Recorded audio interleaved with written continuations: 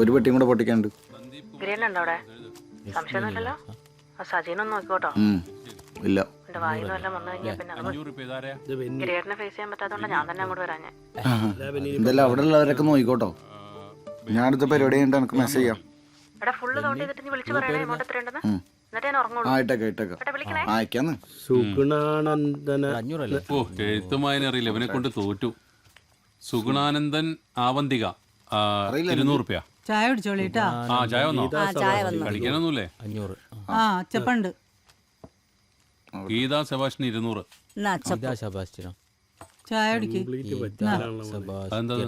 ഗിരി ഒരു 200 റുപ്യന്ന് മീൻകാരന് കൊടുക്കാനാ. ആ പോ അതെ,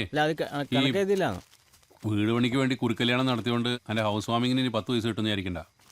തരാനുള്ളവരൊക്കെ തന്നിട്ടുണ്ട്. കുറെ പുതിയ ആൾക്കാരാ. എന്നെ എല്ലാരും പറ്റിക്കാണല്ലോ മോനെ. എന്താ കാര്യം? കാലിക്കവറ് ഉളുപ്പുണ്ടോ കേക്കെ? ഇനിയെങ്കിലും തീർത്തു കൊടുത്തൂടെ? തീർക്കണ്ടല്ലോ. കാശ് തീർക്കുന്ന കാര്യമല്ല, ഇവന്റെ വീട് പണി തീർക്കുന്ന കാര്യം പറഞ്ഞേ. പൈസ തരുമ്പോ വീട് പണിയും തീരും. ആ തീർന്നാ മതി.